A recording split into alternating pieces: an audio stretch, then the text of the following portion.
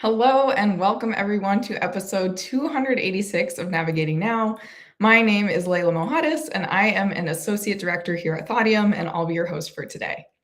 As a reminder, we go live every week at 3 p.m. Central and you can find all of our episodes at thaudium.com/live.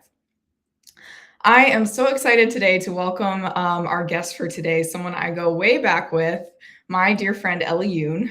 We met in high school science class. Hey, Ellie. And we've kept in touch throughout the years, despite being long distance friends while I've been in the Bay Area. She's been in New York City. But just last summer, Ellie moved to San Francisco, and we've had so much fun living in the same city again. Ellie is a passionate and talented communicator, storyteller, and connector. And I'm super excited to chat with her today live for you all. So we'll be exploring her journey to WindBorne and the brand she's helping build there, as well as just more broadly what it takes to move people, spark curiosity, and change behavior. So with that, I'll welcome Ellie. Hello. How's it going? Good. I'm good. How are you coming in today? What's got you excited this week? I'm feeling good. I discovered a new Bikram yoga studio in the marina, and that is giving me a lot of energy every day. Like 60 minutes sweating next to strangers is like good to clear the body and the mind. Getting back into cooking because I've been traveling a lot, like the balloons. I move around all over the globe. So I tried a new mushroom recipe this morning. I took some calls and then I made it into our VC's office. So one of our venture capitalists is Footwork, and they have this beautiful space. And so I rushed in and I was like, I'm taking an office. So now I'm here and I'm talking to you. So it's a good day so far. Very nice. We should go to that place together because I've been going to Yoga Flow, which is my studio. I went at 6 a.m. this morning, but yeah, you're getting up way earlier than me. I'm up at 7 taking yoga at 8:30. But yes, I will. Maybe I'll take a yoga flow with you too. Maybe I'll get up. Well, amazing. Yoga, mushrooms, and VC office. So, well, let's see. Let's start by maybe just telling the people a bit about your journey and your background. I know your career's had some twists and turns. Yeah, take it away. I've been kind of everywhere. So born in LA and then raised in Mexico, so Ensenada, Mexico. My dad is in the clothing manufacturing business. So I spent the first 7 years of my life in Ensenada and then ended up moving back to the States, back to LA. Layla and I met in high school, and then I ended up going to New York for university. So I went to NYU. I studied English and politics. Thought I was going to be a lawyer, change the world, fix the justice system. Took a handful of internships and then ended up doing business immigration law. So I was a paralegal for like 3 years. That was interesting because I got to work with a lot of temperaments and it gave me a better sense of like the legal system. Ultimately decided that it wasn't for me. I wanted to be more forward facing, pivoted into consulting. So then I was working at an L&D company and that was amazing. I got to travel a lot, meet so many different people and learn about kind of the sticky things and like the tensions within like larger companies. And that was great. Honestly, as like a extremely extroverted person, I love the opportunity to be a little uncomfortable in a room and talk with strangers. But ultimately, the consulting had to come to an end. I couldn't send any more videos of my hotel room tours to my friends. And I was enticed by a balloon. So I had a friend who told me that there was a company that had come out of Stanford. There were a bunch of boys that wanted to launch rockets from the Stanford Student Space Initiative. And problem with rockets, expensive, dangerous. Try to navigate them, that's a missile. So no missiles for the boys. So ultimately, they ended up pivoting. They realized there was a kind of running theme through a lot of universities where people launch radiosondes, which are traditional weather balloons. They look like giant white party balloons. And they figured, you know what, let's just try to beat the school record. And so they managed to do this. Then they like kind of left on their own and ultimately ended up rebanding together after one of them got a PhD in physics, one of them ended up like working at SpaceX, and then WindBorne kind of came into fruition. And I fit into this picture as the second comms lead of WindBorne. So they were like, we need someone that has an English background, that is interested in like building a brand, and maybe just kind of like figuring out what it means to actually create messaging around like weather balloons and making that more fascinating. Initially, I thought I could con WindBorne and stay in New York City, but it was not possible. I actually showed up for my on-site interview, and this must have been like April of last year. Yeah. Mhm. And I saw one balloon go up, and I called my best friend and I said, I'm moving. And she goes, yeah, yeah, yeah, I know, like 6 months. I go, no, no, like in like 3 months, I'm moving. And she was like, for a water balloon? Not a water balloon, not at all, a weather balloon. And so that's kind of how I've ended up at WindBorne, doing a little bit of everything, honestly. I think the beauty of moving from like a larger corporation to a consulting firm to then moving into a company that only had 50 people is that you get to volunteer for a lot of things and actually feel like every decision you make ultimately leads like is mission oriented. Mhm. So I like talk to reporters, I do internal external events, I make hats that say let's talk about the weather. So the work keeps me busy. I travel around the world. I recently came back from like Uruguay, so we helped set up a launch site out there. And it's been great. I feel like my world has expanded. You know, it was a big leap of faith to move from New York City after having like put down some roots there to San Francisco. But like Layla's been a wonderful host and a wonderful guide in San Francisco. And ultimately, I think the work actually gives me a lot of purpose. And that makes all of the sacrifices worth it.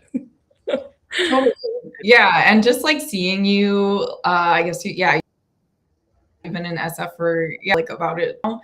And yeah, just you seem so happy and just like driven and yeah, seeing you like just all around town in your let's talk about the weather hat just like cracks me up. So, It's my uh, billboard. I still want one of those. But anyway, you mentioned like just contributing to like WindBorne's messaging. And so I'm curious, like since you've been there, what have been like some of your key focus areas around that messaging and like how are you maybe changing like the vibe that WindBorne is bringing I to okay. I think it's like bringing awareness around the weather data gap, like the atmospheric data gap. It's funny to me because I was not a weather girl until I like decided to move into WindBorne and the weather intelligence space. So that means I just have a lot of like rancor towards my morning like weather person. And I'd just be like pissed because I'd be like, I wore this sweater or I brought an umbrella for no reason.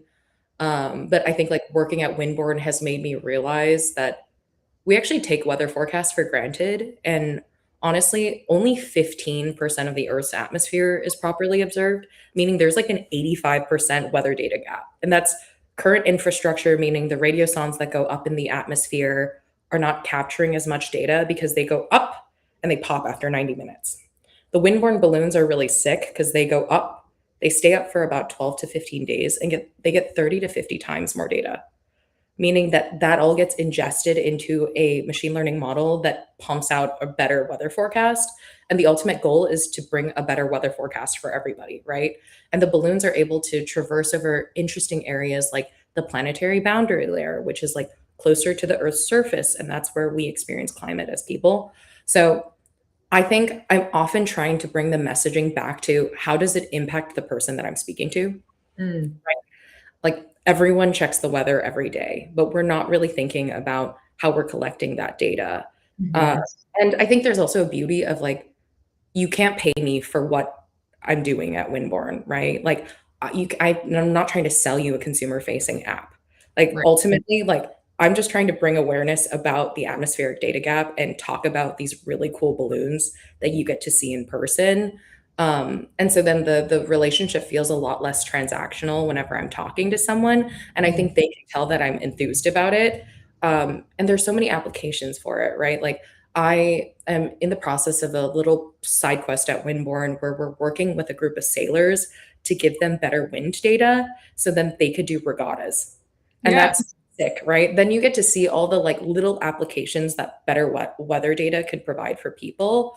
And I think it's just ultimately about like reducing confusion and anxiety about the weather and like something I talk about ultimately as like a marketer and a communicator on behalf of Winborn is what would it take for me to get an entire dinner table to talk about Winborn for very different reasons? And being Mm. strategic about that. Like, how do I get dad to talk about Winborn? Is it because I managed to build a relationship with a reporter so we could actually publish a story about poly markets and trading on weather data? Is mom really into Winborn because she reads a mommy blog and they're talking about how better weather forecasts ultimately means like 30-day lead time on weather means that you can plan for a wedding with more certainty. Maybe you lean into a niche wedding where it's raining and everyone already knows it's going to rain. So we wear ponchos and they're branded, you know? Um, and then when it comes to kids, the concept of Winborn has tangible hardware. We have like literal balloons that live and breathe in the atmosphere and actually give data to your phone. So every person's phone has access to Winborn data. We like provide it to the global forecasting system. But I want kids to like see it, touch it, feel Mm. it, put their sticky fingers all over it, right? And feel like it is like weather is tangible. We experience it as humans, but what does it mean to see the instruments that go into the sky? This has kind of been my tactic over the last year of trying to find different ways to provide a message for everybody and make it feel intimate and like truly catering to different types of like people, industries, stakeholders, etc. Yeah. That's so cool. Just yeah, feeling like the universal connection that everyone has to something that maybe we usually take for granted or don't even really think about. So, Right. um, Exactly. I love that. And you just have such a knack for like connecting with people and like this is something that I've seen like since we were friends in high school, but like if you have never gone out with Ellie, like if you go to the bathroom and leave her alone for like a minute, she'll probably already have like a new group of friends waiting for you when you get back. So I'm just curious, like you have this magnetic energy, you draw people in. I guess two parts. Like, where do you think that comes from, and what do great connectors understand about people that maybe, or maybe what beliefs do they have about people that maybe other people miss? I'm sorry that nothing can just be a one-on-one. Everyone's along for the ride. I think ultimately some of that behavior really is like learned behavior. My mom is the youngest of six, and I have a massive family. So I think being loud and a little obnoxious has always worked in my favor in terms of having to like garner attention. Um, and then I think on top of that, I had this really interesting experience in college where there was this girl, Natalie Berger, who I actually don't talk to anymore because she lives in LA and we haven't really kept in touch. But Natalie, if you see this on LinkedIn, this is for you. Um, but I remember in one of my philosophy classes, I would watch her talk and I was so impressed by her. And I felt like she's such a different type of person from me. She's so polished. And I just, went to class every day, talked to other people. One day after class, she came up to me and she goes, I like you. I like the things you say. I like your brain and I would like to be your friend. We should go to brunch. That changed my life. I called it the Natalie Berger effect for years because I realized if you approach people with a compliment and like being honest about why you're attracted to their energy, more often than not, they're going to embrace that. So I built a lot of relationships because of that moment. There were people I also met in class that I was just like, you are awesome. And I want to be your friend and I want to be closer to this. So I think it's been this like positive reinforcement of like, I'm really jazzed to be around people. I love expanding my network, my self concept. Being uncomfortable is kind of part of being alive. I often say like the one moat we have nowadays with this like LLM world is being human, being able to like eat together, commune, feel uncomfortable. There's something so beautiful about that. And so I lean into it. Sometimes I go to parties by myself because I recognize that like it's kind of nice to not have to be beholden to another person and be open to building relationships. Uh, Hmm.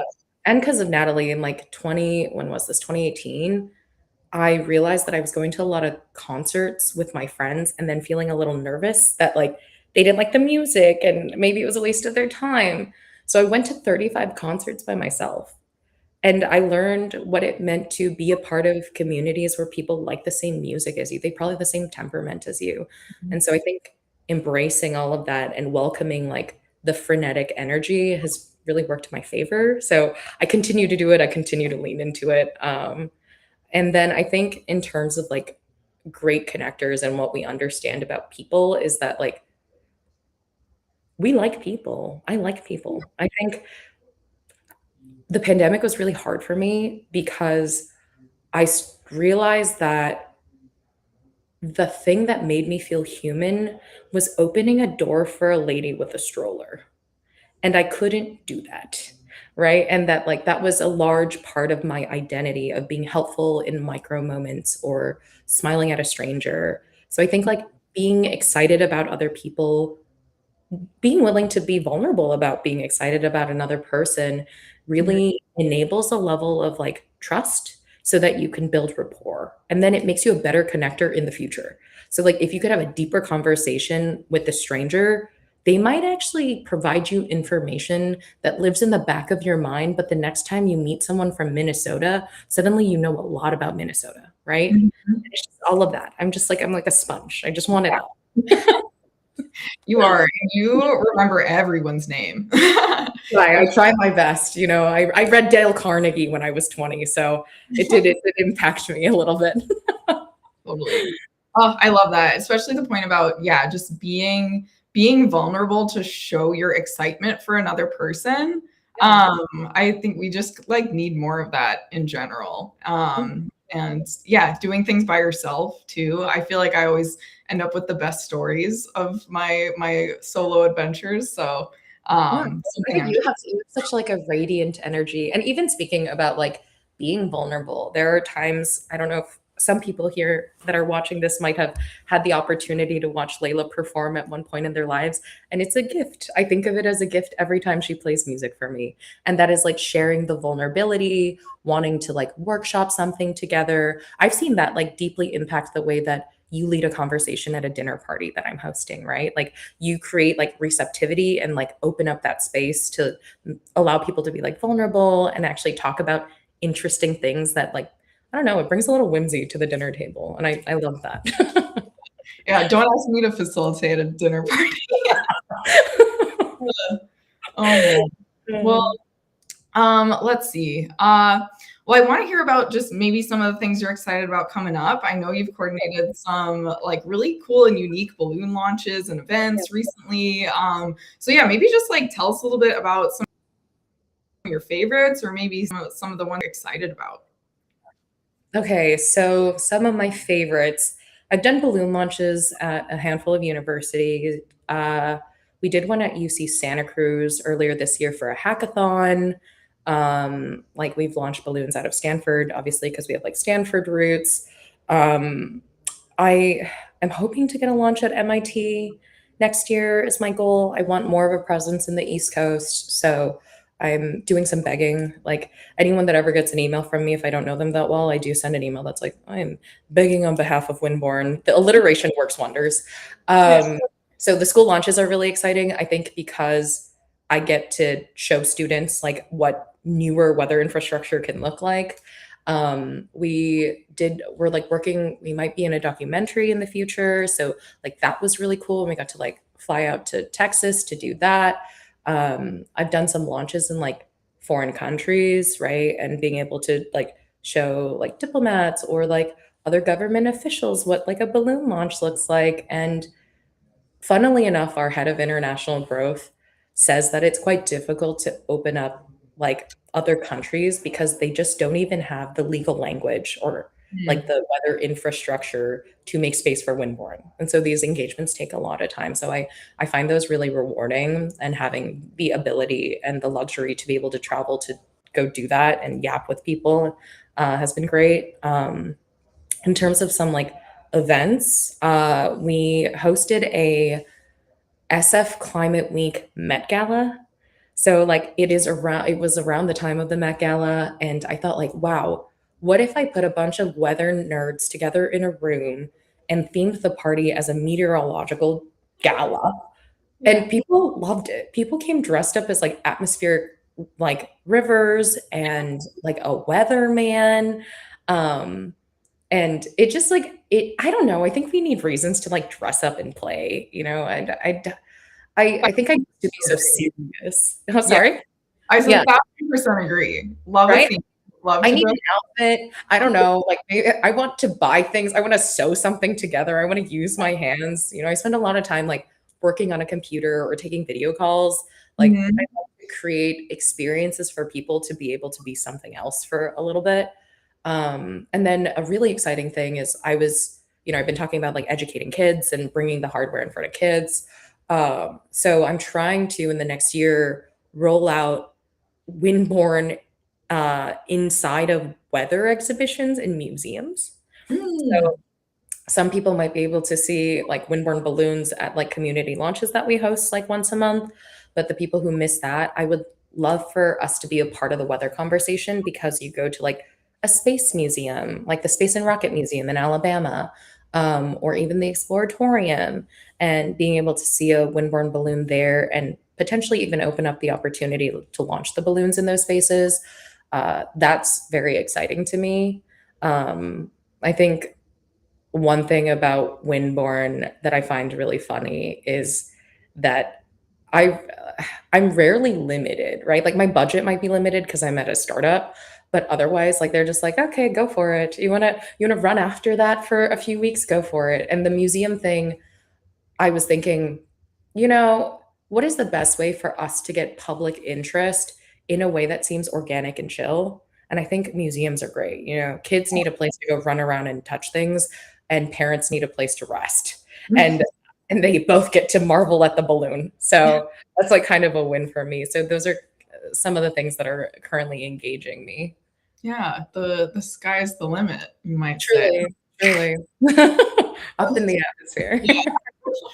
Balloon puns. Okay, well, maybe we can just, if you don't mind, maybe close out with some fun rapid fire questions. Let's do Ellie it. has not seen these questions, I so know. these uh, these are some questions that I've cooked up for Ellie. So there'll be three, and just yeah, whatever comes to mind first. So first one. You've been in SF for a little over a year now. What is the best thing you've eaten? Ooh, best thing I've eaten. Ellie's quite a foodie and quite a good cook as well. And I'm also a gatekeeper. No, I think, okay, in terms of like nostalgic meal, I've my dad is like an avid spear fisherman, and so we would often come up to like Mendocino County and go like my dad would go spear fishing, or we would catch abalone back when like abalone season was open. And I think during over that drive, we would always stop in Fisherman's Wharf and we'd go to Skoma's and eat the Chiopino. Mhm. And every time I go eat the Chiopino, it's better, it's hotter, it's tastier. So I think in terms of like eating a soup, that is my favorite soup, my favorite meal in San Francisco. I also just love a dirty martini. So Mhm. dirty martini, Chiopino, that has been my go-to. I probably have that like once a month with a friend. Oh, Yeah. yeah, and like soup always hits in San Right? Francisco. Yes. With this weather, I know. Yeah, So good. true. Okay, awesome. Love that. I'll have to try that because I haven't actually I had that. will. I'll take So, you. yeah. Yeah. Okay. All right. Next question. I promise they're not all SF questions, but Oh, you're second one, favorite SF spot for a night out? favorite SF spot for a night. You know what's really bad? I've become a true SF person and I don't even go outside. Is that You're like, what night out?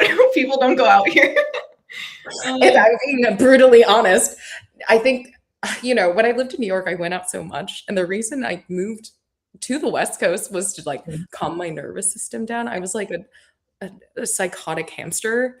Uh, I couldn't even take baths. Now I can take baths. I know that's TMI, but like I didn't even have the ability to settle in water. I was like, I don't want to be tea. But now I'm like, I guess I am tea. I'm into it. So the thing is, I've stopped going out, but I do love like a nice wine bar. Yeah. So I think like Bar Gemini is a great spot to go get drinks in the Mission. El Chato, I love drinking sherry.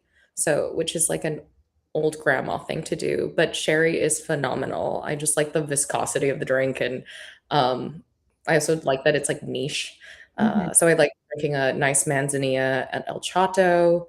Bar BB, also phenomenal. So those are like my nights out. I think nowadays my schedule on the weekends often just look like me going to the farmer's market, probably recipe testing during the middle of the day, and then at night going to a wine bar and just like settling in and chatting with a friend. So Oh, yeah, that's what I've been up to. okay. Wholesome. Wholesome. As is um, okay. Amazing.